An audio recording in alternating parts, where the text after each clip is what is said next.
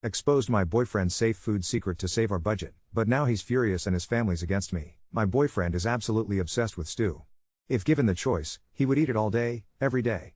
Out of all the stews he's had, his favorite by far is the beef tips and vegetables stew from this local catering spot. But the thing is, it's ridiculously expensive, $47 for a big takeout bowl, because they don't even bother with smaller portions for takeout. The worst part? He can't stand the thought of leftovers, so half of it goes to waste every single time. We've gone rounds over this before. He insists I just don't understand his brain, and I tell him he's not even trying to understand our budget. I finally decided to take matters into my own hands. I scoured the internet for recipes, even went so far as to dissect the takeout stew, and eventually whipped up what I thought was a pretty solid homemade replacement. For a while, he loved it. Stew night at home was a hit. Then one night, while he was hanging out with me in the kitchen, he saw me put tomato paste into the pot. That set him off. He was furious and demanded I never put tomato paste in the stew again. I explained that it wouldn't taste the same, but he insisted it would be better. He claims he hates tomatoes and they aren't a safe food for him.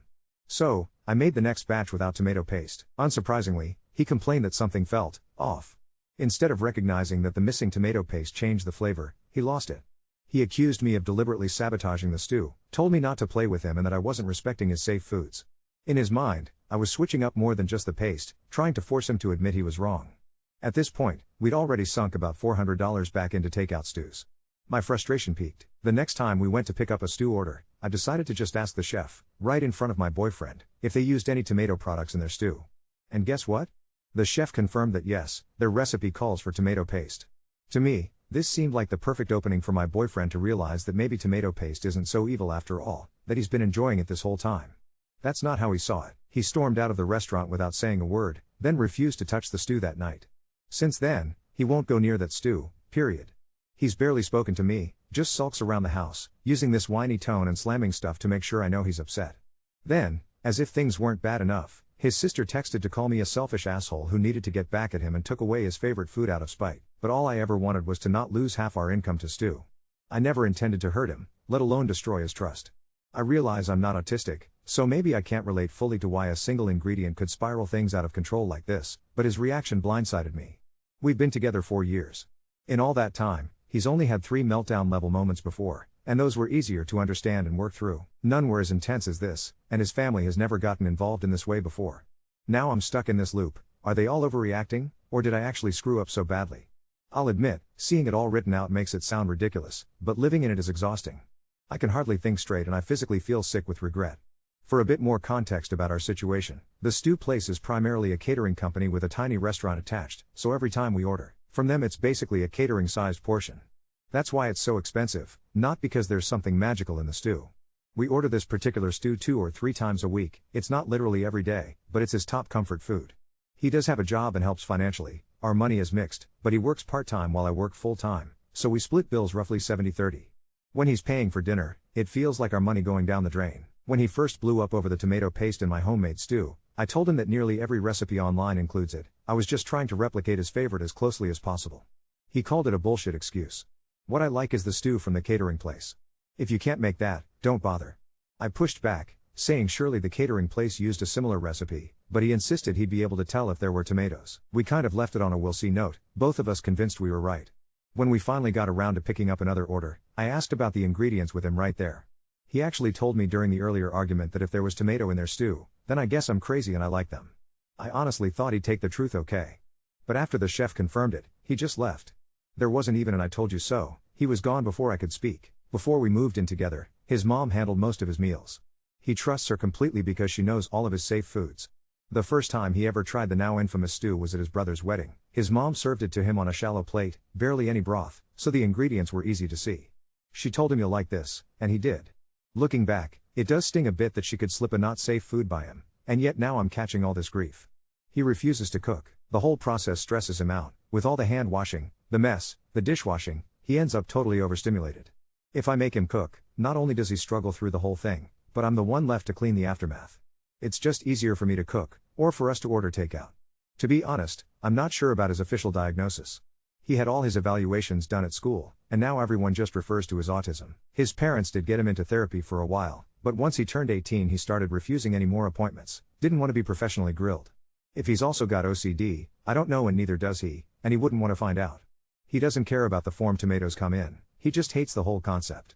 He ate them as a kid, hated them, and that's apparently it. Maybe it all started with chunky pizza sauce? I can't even remember. For the first 2 years together, things weren't like this at all, not until he moved out of his parents' house. Back then, all his needs were met at home, so anytime we hung out, he was so easygoing. It was always, "Don't stress, I'll get it from my house." But I just can't recreate that environment for him. Now there's always something out of place: food, clothes, soap, you name it, and he's perpetually overstimulated, always bothered by something new. It's exhausting, and sometimes it feels like no matter what I do, I can't win.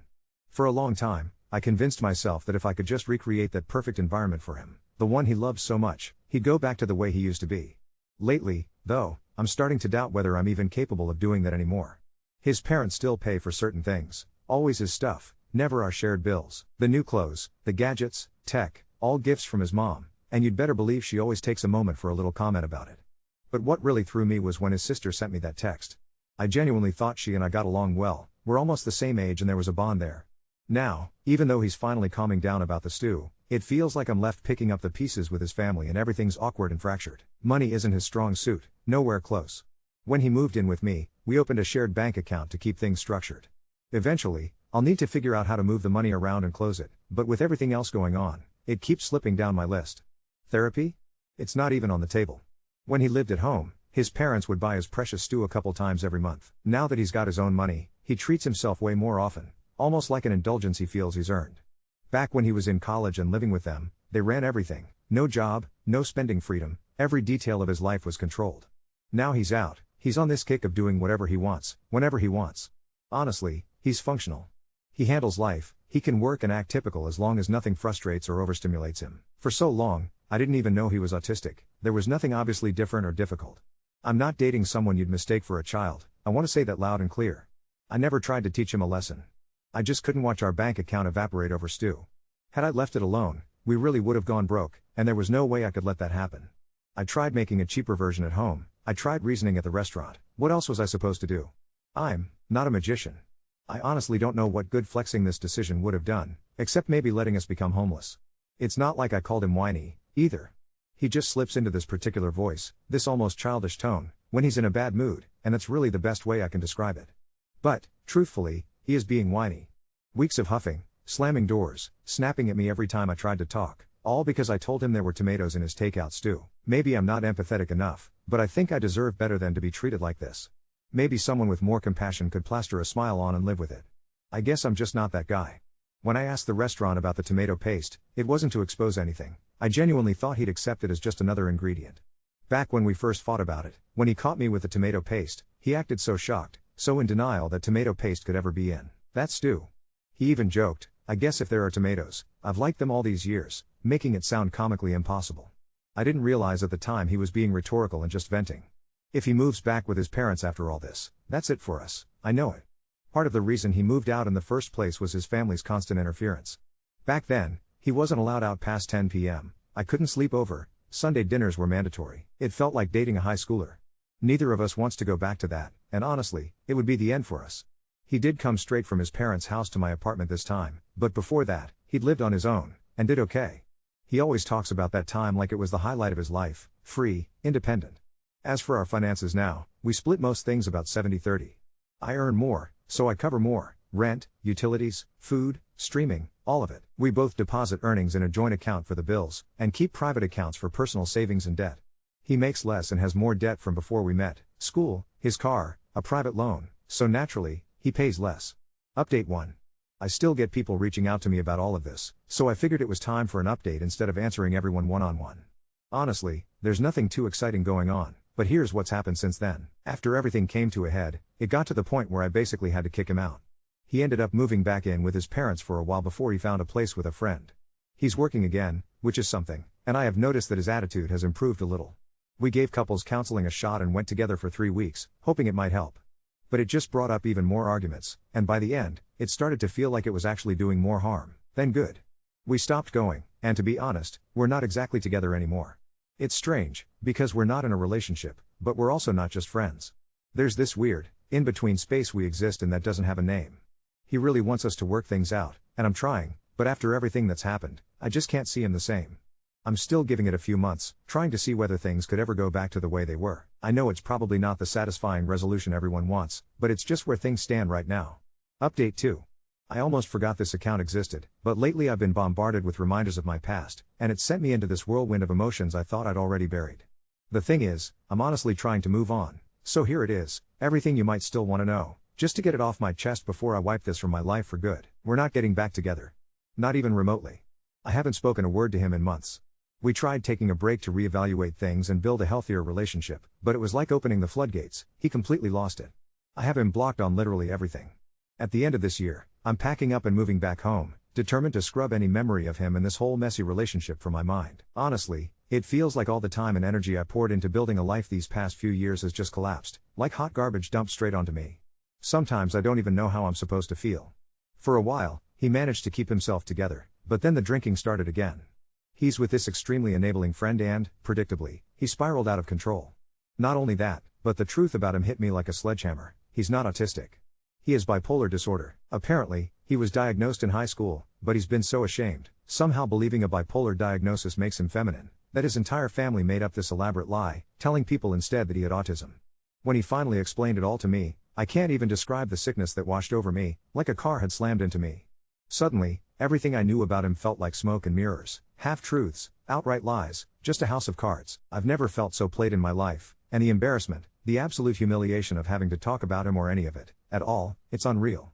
It's like years of my life became something shameful I can't talk about, not to anyone. So, yeah, I'm moving home. I'll be staying with my sister, substitute teaching, and doing my best to pretend the entire chapter with him never happened. In my new reality, I went away to college, graduated, and came home. Everything in between is gone, utterly deleted from my mind. I've been seeing a therapist on and off for a few years now, and especially more this year, just to try and untangle everything that happened. To be totally honest, though, I feel like I've run out of words for this pain. I'm all talked out. I keep wondering if I should get another therapist when I move home, but part of me is scared it'll just drag all that old trauma with me. I hate the idea of starting from scratch, having to explain every twisted detail all over again. But the alternative, going cold turkey and trying to move forward on my own, doesn't exactly leave me feeling great, either. If anyone genuinely understands how to bridge that gap, how to move forward without feeling like I'm chained to my own past, I could really use the advice. Update 3. I thought I was done writing about him, and then last Thursday, the smell of that damn stew rolled into my school like a ghost. District PD day, cafeteria shut down, catered lunch for staff, foil pans, sternos, the whole parade, and I was halfway across the room before I realized why my chest felt tight. I stood there with a plastic plate and watched the ladle sink into that exact same glossy broth like it was pulling something out of me. I went to the loading dock to breathe and bumped straight into him unloading racks with those heat-proof gloves on. He looked smaller. Not sick, just quiet. I froze. He didn't. He said my name and then, "I'm not here to start anything." He held up his hands like he was checking himself into a conversation. He told me he's sober right now. 68 days, I think he said, because he knew the number without thinking. Intensive outpatient, meetings, med checks. He didn't say the medication name, just that it makes him thirsty and keeps the ground still. It sounded rehearsed, like something he'd been practicing in a mirror. He works for the catering place now, Dish Pit and Deliveries, and he joked it's karma that he carts the stew around and never eats it. It wasn't a funny joke, but we both laughed like two people who didn't know what else to do with their mouths. He didn't ask me for anything. He didn't cry. He didn't try to make me hold his guilt. He said, "I lied to you about who I was because I was ashamed of who I was. That's on me and on my family, not on you." He said he told his sister to stop texting me and told his mom to leave me alone. I didn't believe it until later that night when his sister sent me a paragraph that actually read like an apology and not a weapon. No excuses, no sideways blame, just "I'm sorry." I stared at it for a long time and didn't respond. He pulled a little Ziploc bag out of his jacket. My spare key. The building fob. The mailbox key with the chipped blue cover. I didn't realize how much tension lived in my shoulders until I felt it fall out of me when those hit my palm. He said he never used them. He said he kept moving them from jacket to jacket like a curse and he wanted me to break it. He also said he's blocked from the old account. Apparently he went to the bank with his dad and a very embarrassed manager and made sure his name was peeled off anything that had mine attached. The catering owner recognized my name and came out to say he was sorry for the mess, and that he'd comp the school's order if it made me feel any better. It didn't. That wasn't the problem. But the gesture landed somewhere good. We stood there with the metal ramp rattling under our shoes and he told me about tomatoes. It wasn't tomatoes, he said, and then corrected himself. It was control. If I could make one rule about the world and the world obeyed it, then maybe everything else wouldn't feel like it was going to tilt me off the edge. And then he looked at me very carefully and said he knows that rule hurt me, and he knows it cost me things I can't get back, and he's sorry. No promises. No one day. Just sorry. He asked me not to forgive him yet if it meant I'd have to reopen the box. Let it stay shut, he said. I'm not a safe person for you. I went back inside and ate a roll and a scoop of mashed potatoes like I was trying to pass a sobriety test. I stared at the stew and didn't touch it. That night, I bought a battered Dutch oven at a thrift store for $8 and I made stew for the first time since all of this started. I turned my phone off and chopped things too carefully. I opened a tiny can of tomato paste and stood there with the can opener paused halfway because I wanted to make a point to no one. It went in. It was good. Not transcendent. Not perfect. It tasted like food. My sister sat across from me and we didn't talk about him, which felt like a small miracle. When we were done, I put the leftovers into containers and slid them into the freezer. I can handle leftovers. The world didn't end. 2 days later, an envelope showed up at my sister's place with unfamiliar handwriting. It was his mom. I almost tossed it unread. My hand actually hovered over the trash. Then I opened it because I didn't want it living in my head longer than the time it took to skim. She said she's starting to tell the truth to people, that she's exhausted, that he asked her to stop using autism as a shield, and that she's ashamed she ever put that on me. She included a recipe card in her neat, school teacher script labeled wedding stew from however many years ago, and yes, in the middle of it, unremarkable, like a period at the end of a normal sentence, tomato paste. I laughed out loud and cried at the same time, and then I put the card in the drawer where we keep takeout menus because that's where it belongs. Familiar. Ordinary. Not sacred. This week, I closed the last shared thing we had. The bank finally sent me the letter with the satisfying, sterile sentence about accounts terminated at request of holder. I sat on the curb outside the branch and ate a drive-through ice cream cone in the cold and watched my breath, and I felt emptied out in a way that didn't scare me. I started fresh with a therapist here. I handed her the bare bones and told her I don't want to camp out in the wreckage forever. She said we can build something without cataloging every shard. We'll see. That's where I'm at. Update 4. I was grading vocab quizzes during my lunch and the cafeteria manager stuck her head in my doorway like someone about to tell me there's a fire drill. She had a printout in her hand and this look on her face I couldn't read, half thrilled, half about to cry. She said, "You need to see this," and handed me a ledger with every kid's lunch balance lined up like tiny tombstones, except every single one said 0. Cleared. Paid. There was a photocopy of a cashier's check and a typed note, no signature, no email, no phone number, just, for kids who don't get to pick their safe food yet. My chair made that awful scrape on tile and I sat all the way down on the floor before I even knew I was going there. The manager crouched to make sure I wasn't about to faint and I was laughing and trying not to cry because my body is very dramatic when it can't decide. She said an anonymous donor called that morning, asked for the total, came in with a check and a baseball cap pulled low like he thought anonymity was something you could wear. She said he didn't stay. She said he asked if the kitchen could use tomato paste and then he gave us a case of those tiny cans they sell in 6-packs. I didn't touch the paper for a while. I knew anyway. I didn't write him. I didn't break my own rules. I went down to the cafeteria and helped the 5th graders stack the little cans into a pyramid for the food pantry drive, and when the pyramid collapsed it was loud and bright and everyone shrieked and none of them knew why my hands were shaking, and I'm glad. The kids still complained about the broccoli, because kids are consistent, and the lunch lady gave me an extra milk like I'd run a marathon. I drank it standing under the noisy hood vent and listened to the clatter of trays and it all felt like a real life instead of a test of one. That night I put the new therapist's homework on the counter. Some diagram about circles of control that would have made him snort, and I made dinner. Not stew, just pasta, but the sauce started in a pan with a slick of oil and a spoonful of tomato paste that bloomed and stained the spatula the exact right red. I used half the can and folded the rest into a strip of foil and slid it into the fridge. It lived there for 2 days without cursing me. I used it again for shakshuka I overcooked because I was reading instead of paying attention, and the eggs were rubbery and I ate it anyway. Tiny rebellions that no longer feel like rebellions. 2 days after the balances disappeared, the principal forwarded me a receipt from the food bank in my name. Not a donation, a thank you for coordinating resources, which I absolutely did not do. It felt like stepping around a puddle someone else cleaned up. I went to the pantry on Saturday with my sister and we sorted dented cans for 3 hours in the basement of a church that smelled like coffee and old hymnals. There was a box labeled sauce starters, and when I cut the tape it was all tomato paste, stacked like poker chips in a game I finally understand isn't mine to play. I saw him once more, briefly, in the least cinematic place possible, the far end of a grocery store parking lot on a Sunday, wind scouring the skin off my ears, his cart full of sterno fuel and disposable pans, mine with paper towels and the good tangerines. He looked up at the same time I did. We did a dumb little wave that meant hello and also meant I'm sticking to the plan, and he angled his cart toward the garden center exit and I went toward the bakery. It was a clean line we drew and I felt strangely proud of us for drawing it instead of pretending there wasn't one.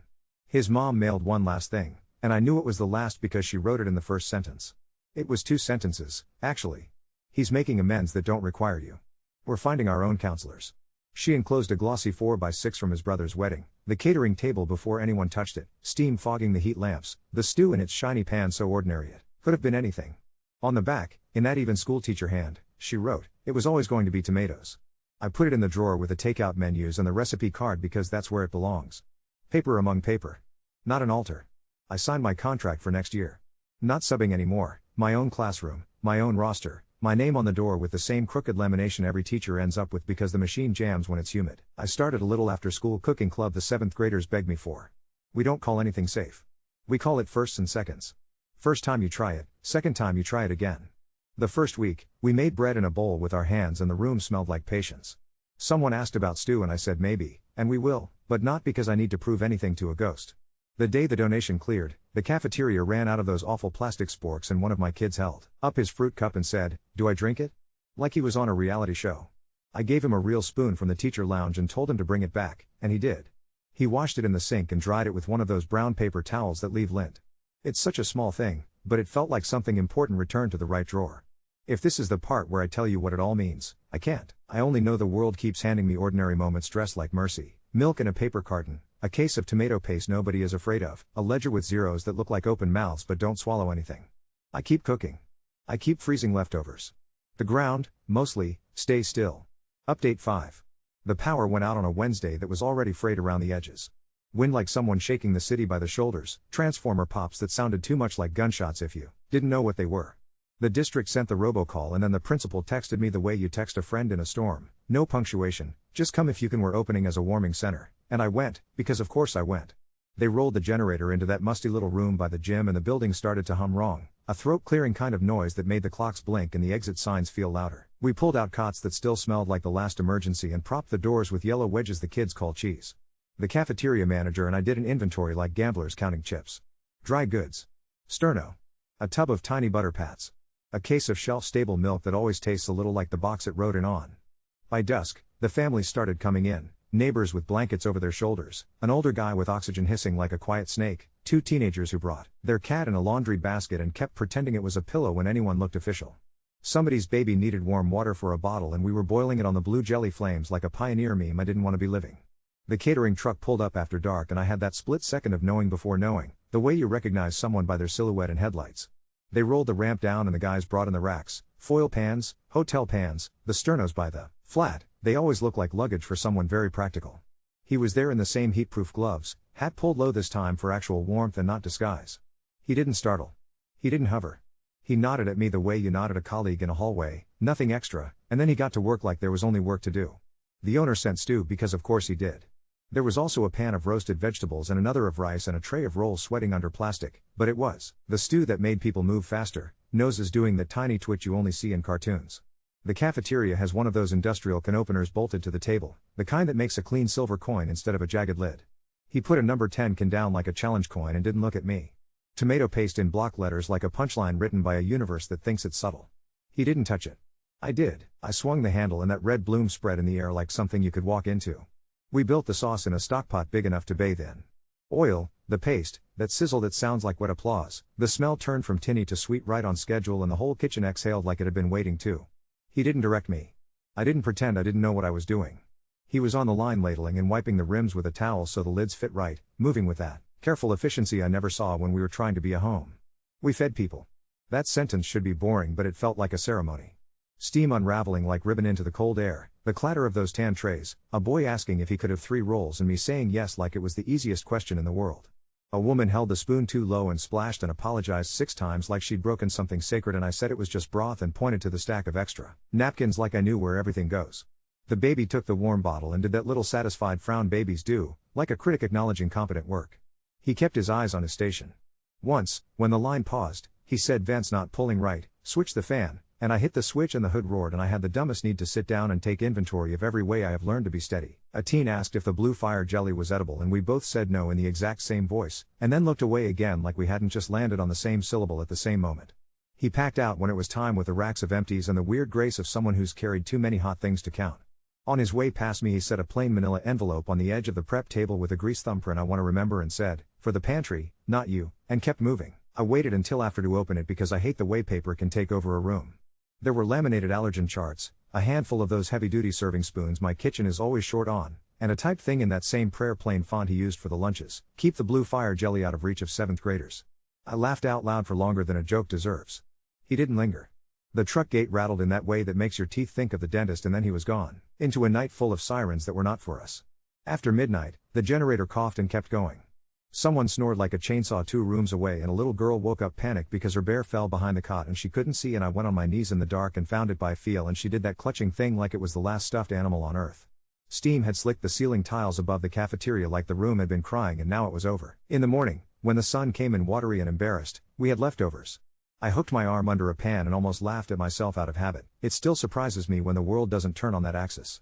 I portioned stew into containers for the pantry, the good thick ones that don't splinter when you look at them, and I took 2 home because nobody needed proof of anything, and I like what my freezer looks like when it's not just ice. The kids who slept on the gym floor ate breakfast with the solemnity of astronauts, and then the power came back on like a trick you almost wish hadn't worked yet, because the quiet after emergencies is unsettling. The next week, the cooking club asked if we could do stew, and I said yes without checking my pulse, and it stayed right where it was. We wrote firsts and seconds on the board because that's what we call it, and nobody asked why, and I thank whatever little god of 7th grade attention spans protects me. They argued about carrots like it was a policy debate, and somebody said peas don't belong and someone else said peas belong anywhere they can roll, and I published a compromise that would make the UN proud. Side bowl of peas for the chaos agents. A kid who claims tomatoes are the devil's fruit squinted at the little can I set on the table and said he wasn't eating that, and I said okay, and he stirred anyway, and then he ate the finished bowl after letting it cool on purpose, and said, "It tastes like dinner," and I had to pretend to check something in the oven to give my face a second to recalibrate.